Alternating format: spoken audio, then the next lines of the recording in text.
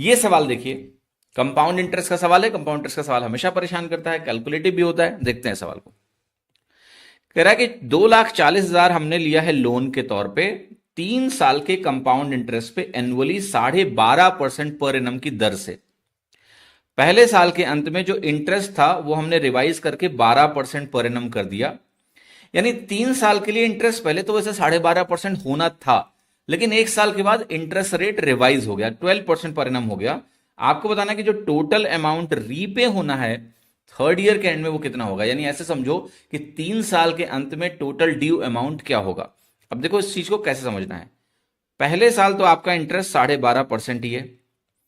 अगर मैं तीनों साल में 12.5 ही रखता तो 3 बार 12.5% का नेट परसेंटेज निकाल के या फिर 3 बार 12.5% से वैल्यू को बढ़ाते और कहते ये भैया देना है आपको। लेकिन यहां हुआ कुछ ऐसा है कि अगली बार 12% हो गया और फिर 12% हो गया। तो हमें इन तीनों का सक्सेसिव परसेंटेज चेंज कैलकुलेट करना है। ठीक है, अब रेशियो में है, मतलब सक्सेसिव परसेंटेज चेंज को निकालने का एक तरीका रेशियो का होता है। ठीक है, जो कि काफी कन्वीनियंट होता है ऐसे सवालों में। तो 12.5% को आप लिख सकते हो कि जब कोई चीज 8 से 9 हो जाती है, क्योंकि 12.5% आपका फ्रैक्शन में +1/8 के बराबर होता है, यानी जब 8 1 से बढ़ के 9 हो जाता है तो इसको बोलते हैं 12.5% का बढ़ जाना। 12% जो होता है इसकी फ्रैक्शनल वैल्यू अगर आपसे मैं कहूं तो आप कहोगे 4% 1/25 होता है। ये 4% का 3 गुना है, तो ये प्लस में 3/25 हुआ। तो जब भी हमारा 25 3 जोड़ के 28 बनेगा तो हम कहेंगे कि हमारी वैल्यू 12% से बढ़ गई है। तो 25 28 एक बार यहां होगा, एक बार यहां होगा।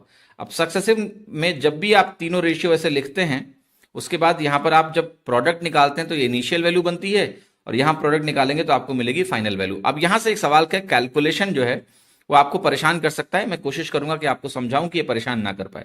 25 का 25 गुना आपको पता है 625 होता है, इनका प्रोडक्ट निकालना होता है। अब 625 को अगर आप 8 से गुणा करेंगे तो क्या आएगा।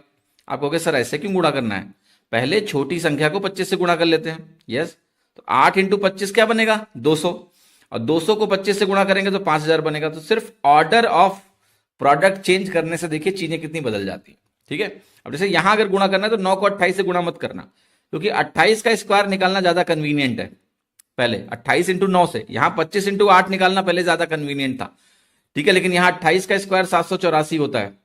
अब 784 को मुझे 9 से गुणा करना है, वो जल्दी से कैसे करूंगा मैं मेंटली इसको सोच सकता हूं 800 माइनस 16, और मैं इसको 9 से गुणा करूंगा तो 9 अट्ठे आएगा 7200, और 7200 में 144 में घटाऊंगा तो ये वैल्यू आ जाएगी 7056।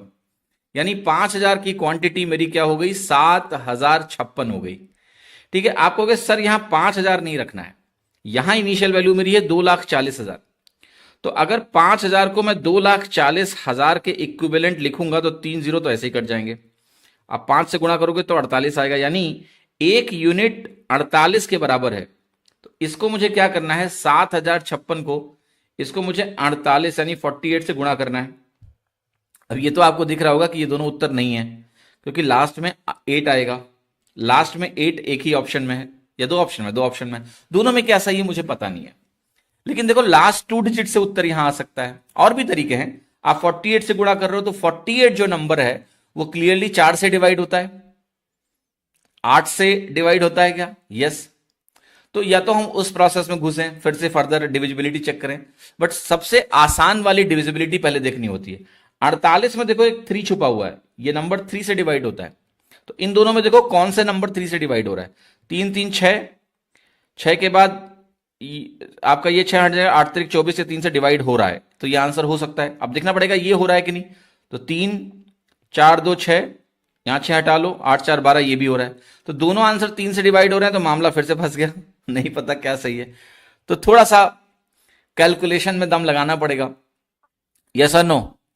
अच्छा, अब एक चीज और बताओ मुझे, क्या करें फिर इसके आगे। तो ऑप्शन एलिमिनेशन में दिक्कत आ रही है, तो एक तरीका यह तो है कि आप लास्ट 2 डिजिट देख लो यहां से, जैसे इसका और इससे गुणा करके लास्ट 2 डिजिट निकाल लो, 48 को 56 से गुणा करके, तो वहां से आपका आंसर मिल जाएगा। और 48 इंटू 56 जल्दी से कैसे निकालेंगे ये देख लो आप। ठीक है, अगर ये वैल्यू आपको कैलकुलेट करनी है, मान लिया सपोज करो, how will you solve it quickly. दोनों इवन नंबर है, इनका मिडिल नंबर देख लो। इनका मिडिल नंबर क्या होगा, देखो गैप 8 का है, अगर बीच में 8 का गैप है तो आप इसको लिख सकते हैं 52 + 4, और ये वैल्यू हो गई 52 - 4, यस और नो। ठीक है, अब 52 का जो स्क्वायर होता है वो बताएगा कोई क्या होता है 52 का स्क्वायर। ये 25 से 27 ज्यादा है तो यहां बनेगा आपका 27, 27 और 16, 27 16 जो है ये इसका स्क्वायर हुआ। और इसमें क्या घटाना है आपको, एक मिनट, गड़बड़ लिख दिया क्या मैंने, 56, एक मिनट, 56 × 48 ही है ना, यस, तो 56 × 48 से मैं लास्ट 2 डिजिट देखने की कोशिश कर रहा हूं।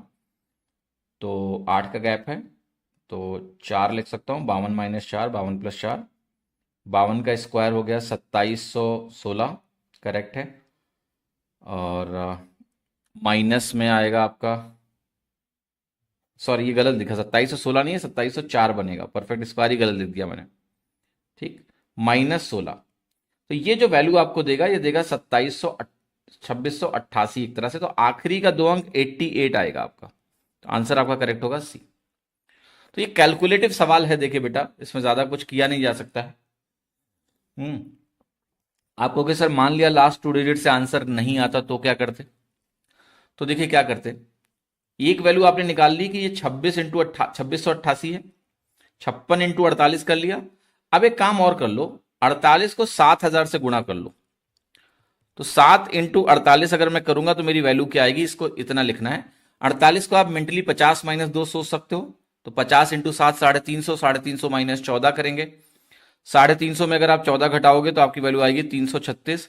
तो अगर यही 7000 सोच लूं मैं तो ये ऐसा हो गया, प्लस 48 × 56, और 48 × 56 आपका है 2688, 2688। तो यहां पर 8 आ गया, यहां पर 8 आ गया, यहां 6 आ गया, यहां 8 आ गया, यहां 3 आ गया, यहां 3 आ गया, 338688, आंसर इज सी।